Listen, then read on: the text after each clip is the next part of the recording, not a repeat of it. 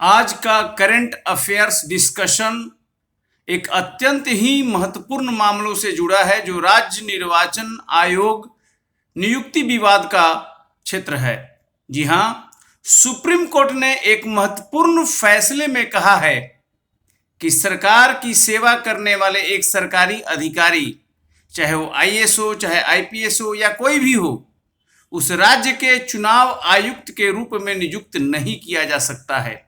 और संविधान के अनुच्छेद 142 के तहत जो उसकी असाधारण शक्तियां हैं, निर्देश दिया है कि सभी राज्य इस बात को सुनिश्चित करेंगे कि अनुच्छेद 243(4) के तहत उनके यहाँ एक अनिवार्य रूप से एक स्वतंत्र राज्य चुनाव आयुक्त होगा। आज इस विषय पर मैं आपके समक्ष एक पृष्ठभूमि और डिस्कशन करना चाहता हूं, क्योंकि यह इतना महत्वपूर्ण फैसला है जो कि हर राज्यों में इससे किसी न किसी रूप में इस पर विवाद मिलेगा।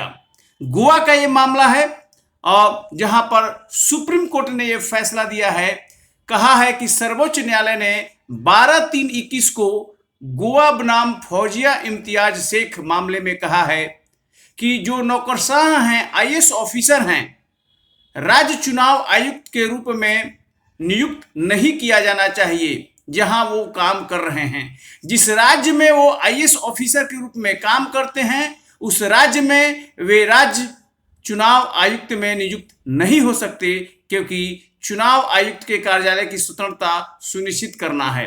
तो सबसे बड़ी बात है कि अगर आप एक राज्य में आईएएस ऑफिसर के रूप में कार्यरत हैं, तो उसी राज्य में आप राज्य निर्वाचन आयुक्त के रूप में काम नहीं कर सकते, क्योंकि अगर ऐसा हुआ तो आयोग की स्वतंत्रता प्रभावित होगी। सर्वोच्च न्यायालय के न्यायमूर्ति आर.एफ. नरीमन की अध्यक्षता वाली खंडपीठ द्वारा बॉम्बे उच्च न्यायालय के उस आदेश के विरुद्ध गोवा सरकार द्वारा अपील दायर की गई थी। अब बताते हैं, बॉम्बे हाई कोर्ट ने कहा था आदेश में कि राज्य निर्वाचन आयोग स्टेट इलेक्शन कमीशन को चुनाव कार्यक्रम जारी करने से पूर्व संविधान में निर्धारित जनादेश का पालन करने हेतु स्वतंत्र रूप से कार्य नहीं करने के लिए फटकार लगाई थी। यानी कि मुंबई हाई कोर्ट ने फटकारा था राज्य निर्वाचन आयोग को। इसके अलावा उच्च न्यायालय ने गोवा राज्य निर्वाचन आयोग द्वारा जारी की गई कुछ नगर पालिका चुनाव अधिसूचनाओं पर भी रोक लगा दी थी। मैं आपको बता दूं, जो गोवा राज्य है वो बॉम्बे हाई कोर्ट के जुरिडिक्शन में आता है। कार्यवाही के दौरान सुप्रीम कोर्ट के संज्ञान में लाया गया कि गोवा राज्य के विधि सचिव को, यानी वहां के जो लॉ सेक्रेटरी थे, उनको राज्य निर्वाचन आयोग का एडिशनल चार्ज दिया गया था। यानी गोवा के जो लॉ सेक्रेटरी थे, उन्हीं को गोवा राज्य का निर्वाचन आयोग का एडिशनल चार्ज दे दिया गया था और इस प्रकार स्वतंत्रता का प्रश्न खत्म हो गया था। सर्वोच्च न्यायालय का निर्णय समझ वाला बात है। क्या निर्णय दिया है? केवल स्वतंत्र व्यक्ति को ही चुनाव आयुक्त के रूप में नियुक्त किया जा सकता है, न कि राज्य सरकार के किसी कर्मचारी को। किसी कर्मचारी में वो हर व्यक्ति आता है, आईएएस ऑफिसर से लेकर हर प्रकार के ऑफिसर जो राज्य सरकार की सेवा में है, हर प्रकार का आदमी आएगा। ऐसे व्यक्ति को चुनाव आयुक्त के रूप में नियुक्त नहीं किया सकता है। वो स्वतंत्र व्यक्ति होना चाहिए जो राज्य की सेवा में नहीं हो। सरकारी कर्मचारियों को चुनाव आयुक्त के रूप में अतिरिक्त प्रभार देना संविधान का उपहास करने जैसा है। सर्वोच्च न्यायालय ने राज्य सरकारों को राज्य निर्वाचन आयोग की स्वतंत्र एवं निष्पक्ष कार्यप्रणाली की संवैधानिक योजना का पालन करने का निर्देश दिया है। यदि राज्य सरकार के कर्मचारी ऐसा कोई निष्पक्ष कार्यालय राज्य सरकार के अधीन ग्रहण करते हैं, तो उन्हें चुनाव आयुक्त पद का कार्यभार संभालने से पूर्व अपने पद से इस्तीफा देना होगा। न्यायालय ने सभी राज्य सरकारों को पूर्णकालिक चुनाव आयुक्त नियुक्त करने का आदेश दिया है, जो स्वतंत्र एवं निष्पक्ष रूप से कार्य कर सके। स्पष्ट रूप से है कि राज्य की सेवा में जो किसी न किसी रूप में जुड़े हुए हैं, कोई काम कर रहे हैं, ऐसा व्यक्ति राज्य निर्वाचन आयुक्त का पदभार नहीं ग्रहण कर सकता, क्योंकि आयोग की स्वतंत्रता इससे प्रभावित होगी। सुप्रीम कोर्ट ने स्पष्ट कर दिया है और भारत के सभी राज्यों के लिए यह लागू है।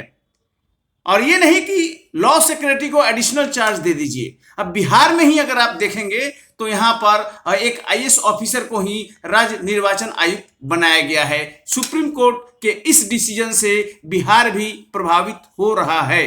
देखने वाली बात होगी कि यहां क्या होता है। अब आपको मैं बता दूं कि राज्य निर्वाचन आयुक्त आयोग के बारे में बता दूं कि यह क्या होता है, जो कि मुख्य निर्वाचन आयोग से अलग होता है। जो दिल्ली में 324 के तहत राज्य मुख्य निर्वाचन आयुक्त है, इलेक्शन कमीशन ऑफ इंडिया है भारत निर्वाचन आयोग, उससे अलग होता है राज्य निर्वाचन आयोग। राज्य निर्वाचन आयोग को राज्य में केवल स्थानीय निकाय यानी लोकल बॉडीज के चुनाव के लिए स्वतंत्र और निष्पक्ष चुनाव आयोजित करने का कार्य सौंपा गया है। 243(1) संविधान के अनुच्छेद के मुताबिक पंचायती राज संस्थाओं के चुनाव के लिए निर्वाचन नामावली तैयार करने और चुनाव आयोजित करने हेतु इसका अधीक्षण, निर्देशन एवं नियंत्रण संबंधी सभी शक्तियां राज्य निर्वाचन आयोग में निहित होंगी। इसमें राज्यपाल द्वारा नियुक्त राज्य चुनाव आयुक्त भी सम्मिलित है। नगर पालिकाओं से संबंधित सिमिलर प्रावधान है 243(ZA) में। 243(K)(2) में कहा गया है, राज्य निर्वाचन आयुक्त की शक्तियां और कार्यकाल को राज्य विधायिका द्वारा बनाए गए कानून के अनुसार निर्देशित किया जाएगा। अनुच्छेद के मुताबिक राज्य चुनाव आयुक्त को केवल उच्च न्यायालय के न्यायाधीश के अभियोग की प्रक्रिया का पालन करते हुए हटाया जा सकता है। तो यहां मैं स्पष्ट पुनः कर दूं कि जो राज्य निर्वाचन आयोग है और जो भारत निर्वाचन आयोग है, ये दोनों अलग अलग है। राज्य निर्वाचन आयोग का काम केवल पंचायती राज और नगर पालिकाओं का चुनाव करना है, जबकि भारत निर्वाचन आयोग जो संविधान के अनुच्छेद 324 के तहत है, 324 के तहत, उसका काम राष्ट्रपति, उपराष्ट्रपति, लोकसभा, राज्यसभा, विधानसभा और विधान परिषदों का चुनाव करवाना है। तो ये बहुत महत्वपूर्ण अंतर है जो सभी को जानना चाहिए।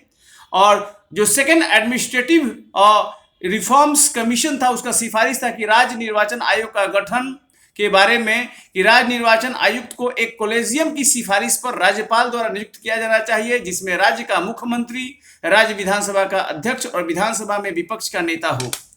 भारत निर्वाचन आयुक्त और राज्य निर्वाचन आयुक्त को एक मंच पर लाने के लिए एक संस्थागत तंत्र स्थापित किया जाना चाहिए, जिससे दोनों संस्थाओं के मध्य समन्वय स्थापित किया जा सके, दोनों एक दूसरे के अनुभव से सीख सकें और अपने संसाधन साझा कर सकें। तो ये महत्वपूर्ण बात है जो कि दूसरे प्रशासनिक सुधार आयोग की सिफारिश थी, जिसे लागू नहीं किया जा सका है अभी तक।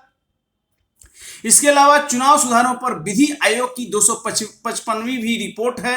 विधि आयोग ने चुनाव सुधारों पर अपने 255वीं रिपोर्ट में अनुच्छेद 324 में एक नया उपखंड जोड़ने की बात कही थी, ताकि लोकसभा, राज्यसभा सचिवालय की तर्ज पर भारत निर्वाचन आयोग को भी एक नया सचिवालय प्रदान किया जा सके। राज्य निर्वाचन आयोग की स्वायत्तता सुनिश्चित करने और स्वतंत्र एवं निष्पक्ष स्थानीय निकाय चुनाव के लिए भी इसी तरह के प्रावधान किए जा सकते हैं। ये चुनाव सुधार पर जो लॉ कमीशन है, उसके 255वीं रिपोर्ट में ये बात कही गई थी, जिसे अभी लागू नहीं किया जा सका है। तो ये महत्वपूर्ण डिस्कशन आपके समक्ष कि सुप्रीम कोर्ट का एक बड़ा फैसला आया है कि राज्य निर्वाचन आयोग के पद पर राज्य सरकार की सेवा में कार्यरत व्यक्ति को नियुक्त नहीं किया जा सकता है, चाहे वो कोई भी हो। वो निष्पक्ष होना चाहिए ताकि राज्य निर्वाचन आयोग की स्वतंत्रता बनी रहे।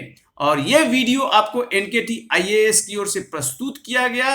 कैसा लगा ये वीडियो, आप इसको अपने शेयर अनुभव कर सकते हैं। वीडियो के कमेंट बॉक्स में जाकर इसे लाइक कर सकते हैं, सब्सक्राइब कर सकते हैं, दोस्तों के बीच में शेयर कर सकते हैं। बहुत बहुत धन्यवाद। Thank you.